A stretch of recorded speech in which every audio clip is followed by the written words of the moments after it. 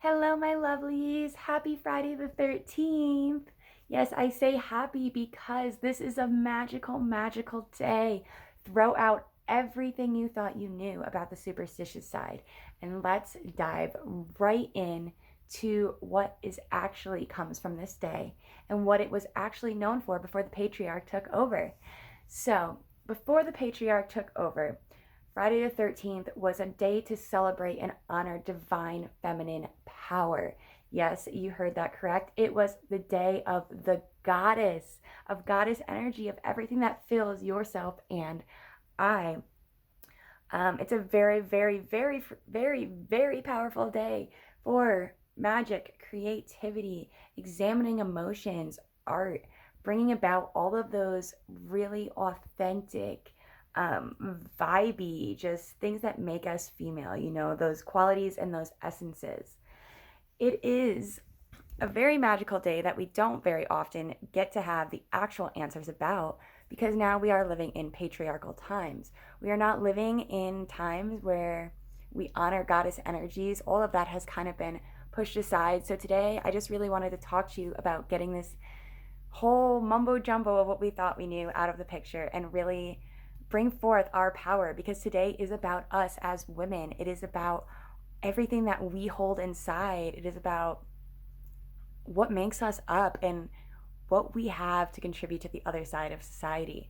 Um, if you didn't know, before patriarchal times, the goddess was everything.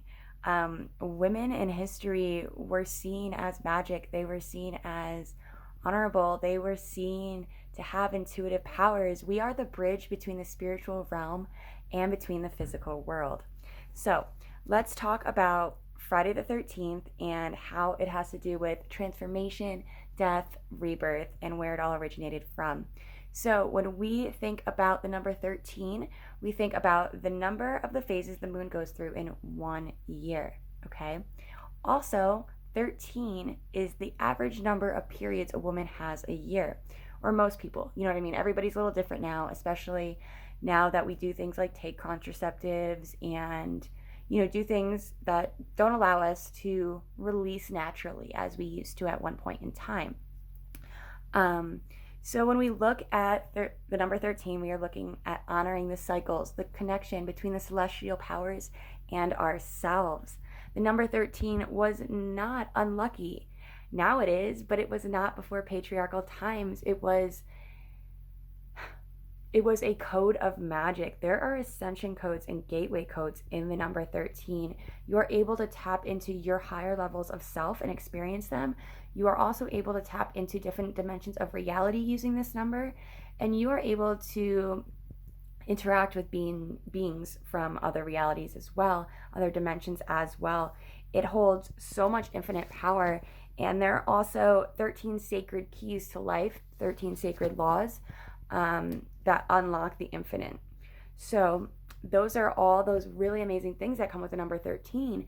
Now I want to talk about Friday. Friday is related to Venus. Friday is Venus's day. Venus is the divine feminine power. So when you combine those two, you get a whole lot of woman in there, okay? We have a whole lot of honoring who we are. So when we look at Venus, we look at how it holds the highest feminine energy, okay? And we also look at how it inspires our creativity, how it inspires us to take the magic in our minds and bring it to light in the world. There are so many magical ways that you can harness today because on Friday the 13th, it was a day to do ritual. It was a day to perform spells. It was a day to set into place manifestation powers because it is the day that holds our highest magical power from within. And this is not just about women. The goddess energy flows throughout all of us. It flows through men as well. It is not just sanctioned to us. However, before patriarchal times, before we were shamed for our periods, when we went into hiding about all of that, it was a beautiful experience that everyone honored. While you were, I'm sorry, when you were bleeding, you were embodying the divine, okay? You were in that place of magical power where you could receive intuitive message and psychic abilities. And this was something that was held in the highest regard because it is a connection to that spiritual realm. When you were ovulating, you were in the time of receiving, because you are able to receive life. You're able to bring into your body the powers of the magical realm as well. You're able to hold on to them and create something from them. That is a connection that we have to the universe throughout us. Now, one of the reasons that Friday the 13th, besides the patriarch coming down on us, really has all the superstition attached to it is because of the way. Okay, I'm going to try to make this really easy to understand. So, when the patriarch took over, magic was also dismissed, okay? Magic is considered to be a very feminine, guided energy, and Friday the 13th, there's 1 to 3 of them a year. And on Friday the 13th was the day of holding magical ritual, magical spells, and everything like that, which I just stated. But it's also seen as a day of blood. You know what I mean? You see the movies Friday the 13th. All of that blood and horror only comes because we, as female, would bleed. Now, the 13th day, so Friday the 13th day is normally the midpoint in between release and ovulation. So that is a big thing. It's right, and it also falls right in the center of the moon phases, the 13th day of the month. So if you are aligned with the moon in your celestial body, you will be ovulating on the full moon and releasing on the new moon. So this, I mean, now that we are so inconsistent with periods and everything like that in these days, don't feel weird if that's not the case. I mean, that's how I always was until this full moon. I actually started bleeding this full moon when I normally ovulate this full moon. So there's a lot of other powers going into play.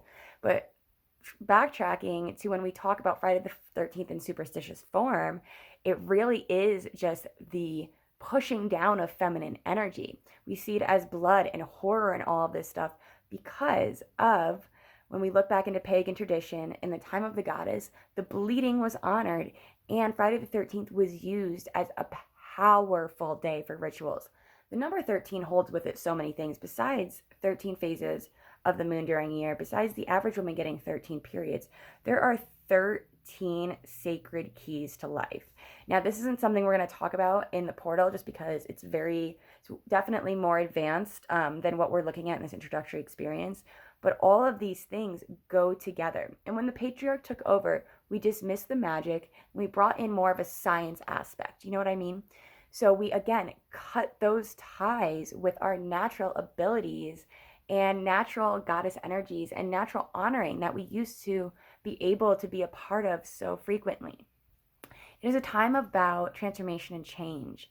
As you know, when this happens to you, when you get your period in the physical self, we are so in tune with our emotions, and we are so in tune with the powers that we hold from the universe. And that's why today I want you to go out there and not hold that Friday the 13th stigma. I want you to look at yourself and know today is your day of magic because you are a goddess and you are a woman. And it wasn't until the shame was brought down on us when the patriarch took over that we stopped being one with this natural flow and natural cycle and honoring our ability to create, transform, and hold life. Our magic intuition to be the connection between the spiritual and physical plane. That is the gift we have as women. So please today, go out there and instead of throwing the stigma of Friday the 13th, oh no, bad day, throw the stigma of I am a goddess. It is Friday the 13th, and today is my day of magic. Thank you. Please enjoy your powerful selves. I'll be posting some different things today to really get us in the flow of harnessing our divine feminine energy. You are divine. You are the moon. You are a creator.